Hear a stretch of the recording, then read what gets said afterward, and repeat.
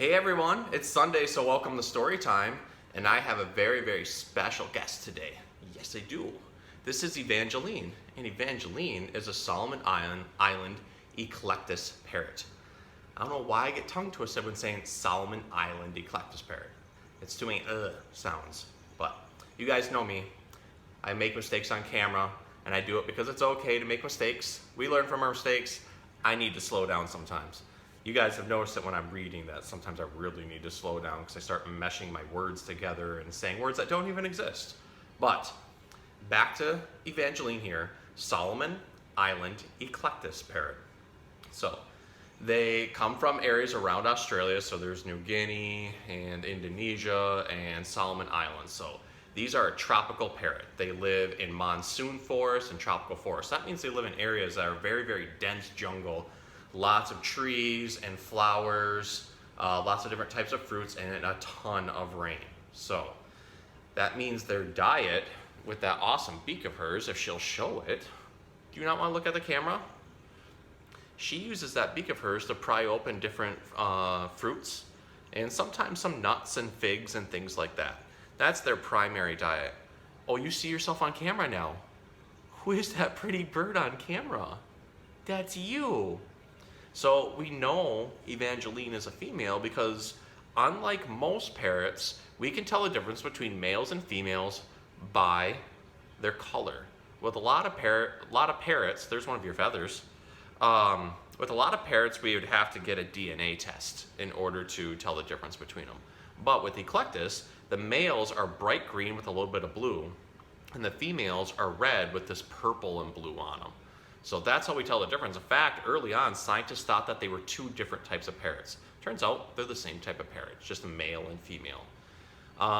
They're very, very pensive. That means they tend to think about things a lot. They tend to be a little bit slow about it. So they were initially thought as being like kind of a, I guess I'll say dim-witted parrot at first. People thought they weren't as smart as some of the other parrots. But it turns out these are actually one of the smartest. They just take their time thinking about it. I think we all know people who take their time to think about things before giving you an answer. I'm not one of those people, in case you haven't been able to tell from my stories. I say things pretty quick and I rattle stuff off of my brain really fast. Evangeline here won't do that. She's got to think about things. As you can see, she's looking at me, kind of thinking, okay, I think I want to grab his lip, or maybe I want to grab his glasses, because for whatever reason, she loves my glasses. But likes my beard a little bit too, you know? Because I like rubbing my beard on you. So they are very, very smart. They're known for being able to mimic people very, very well. They can learn many, many words, but they also learn different types of sounds and coos, and they can mimic them perfectly.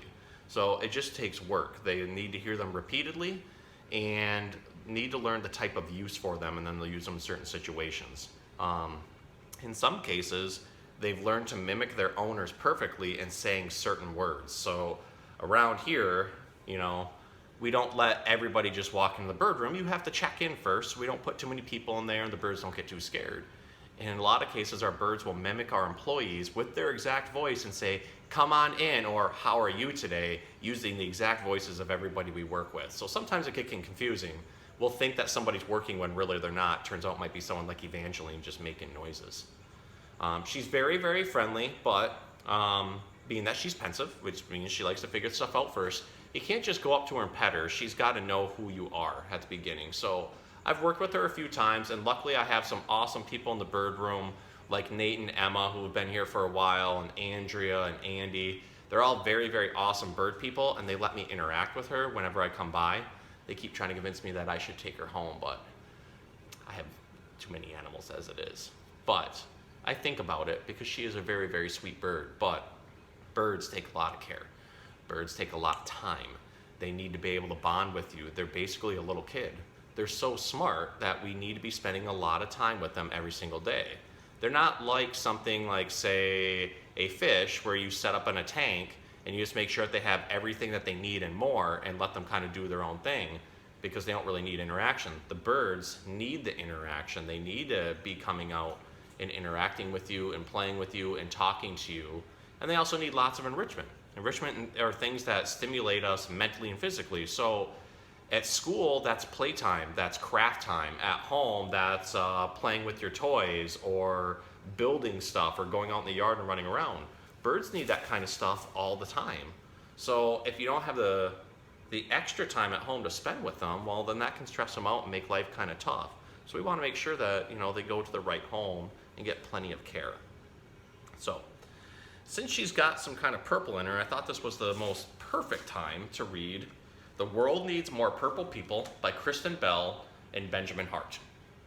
You may recognize Kristen Bell because she's an actress, most known for Frozen, if you're into cartoons, and maybe your parents know her from like The Good Place or Veronica Mars. She's really, really, really, really funny and one of my favorite actresses. And so I have to thank my girlfriend Paige for picking this one up for me because we both love Kristen Bell. And this will be a great book to read to Evangeline here. If you want to settle down and read your book, are you ready?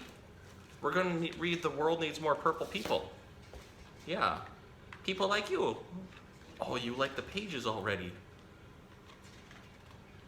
The book is on the ground as she's already looking at the pages. Okay, you ready? Are we ready? You just want my lip. Okay. Ta-da! Follow my guide to become a purple person. Now you may be asking yourself, why in the world would I want to be purple?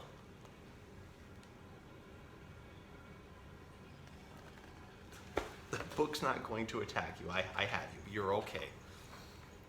Purple is a magic color made when red and blue work together. I think all the best things in the world are purple. But you're probably wondering, what does that have to do with people? Wow, are you a genius? Because you're already on your way to becoming a purple person. You want to know why?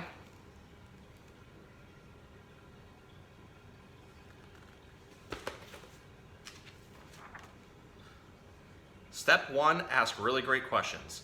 My dad says purple people ask great questions. Questions about everything. Even questions about questions. Hey Dad, how far away is outer space? Have you ever met a dolphin? How many dolphins live in outer space? You don't get to chew the book. You get to read the book. We're not chewing the book. No chewing the book.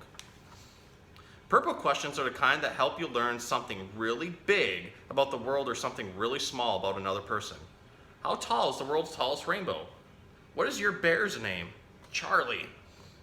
Dad says more purple questions you ask, the more purple you become. How many do you think there are? He also says I can only ask him 20 questions about space dolphins per day.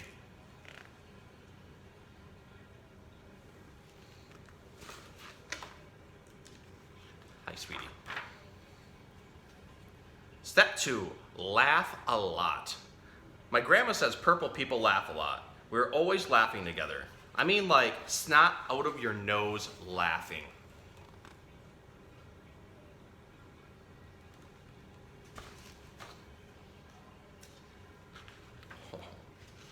We laugh at books, we laugh at jokes. How do you make a tissue dance? Put a little boogie in it. We laugh at donkey dances and hairy elephant knees. And we especially laugh at Grandpa's funny noises. Ha ha ha, snort, ha ha ha. Grandpas do tend to snort quite a bit, don't they, Evangeline? Don't they? Purple laughing helps us remember the things we share and forget and what we thought made us different. And it's almost impossible to be angry when you're laughing. Try it, I dare you. Grandma says the more purple laughing you do, the more purple you become. She also says Grandpa's noises are her favorite funny noises in the whole wide world.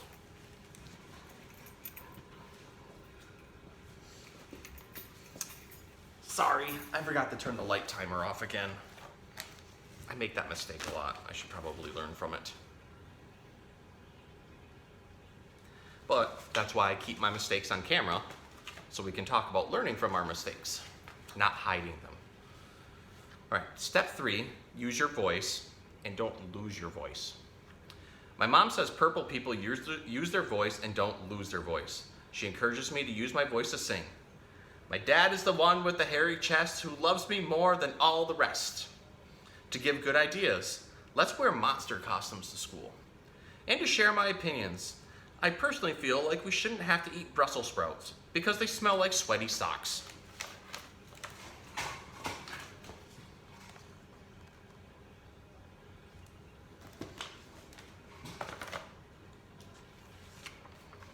Sometimes people lose their voices, and that's okay, it happens. A purple voice helps someone who is having trouble finding their own voice. Purple people don't just speak up, they also listen. Maybe you could tell them you don't like it when they call you that name. Want me to help you to tell them today? Mom says the more you use a purple voice, the more purple you become. Mom, can you help me with my play? She also says she heard my opinion on Brussels sprouts, but I still have to eat them. I'm gonna work on a better argument.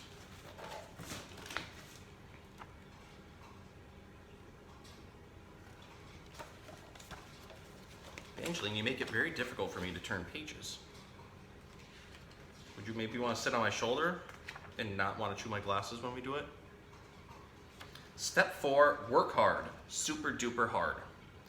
My grandpa says purple people know how to dig in and get stuff done. He and I like to work hard while we build things, and while we learn things, and while we grow things.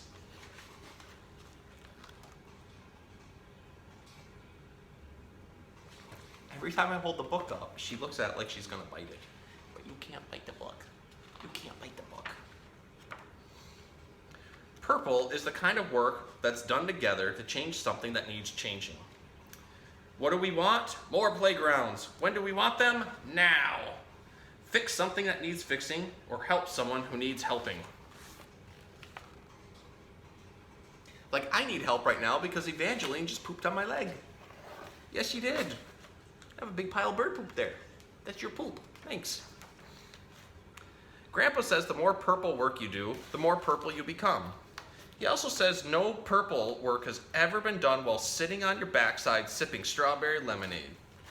Okay, are you ready for the last step? Are you ready? Are you sure? Are you sure you're sure? Are you really, really ready? Okay, drum roll please.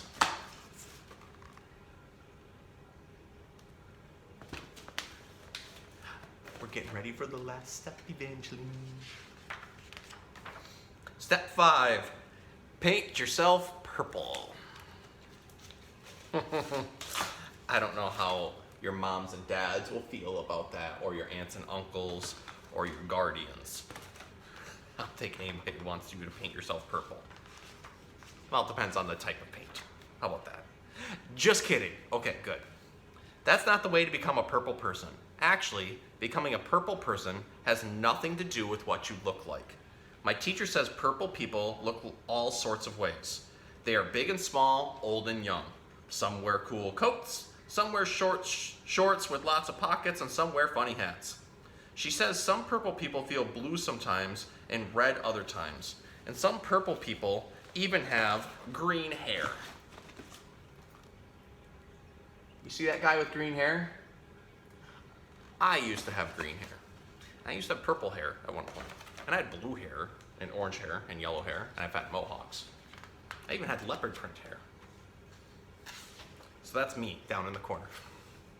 Step 5, just be the real you. Like my teacher always says, purple people come in every color you can dream up, and every size you can think up. The only way to be purple is to just be you, because you're the only you that we've got.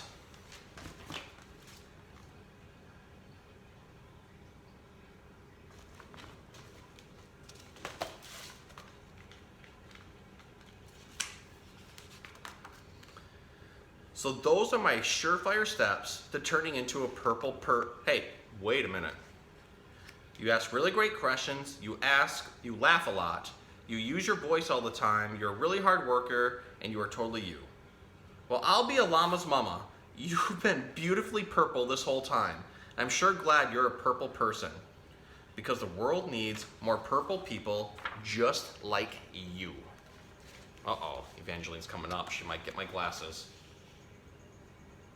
Or my earplugs. No.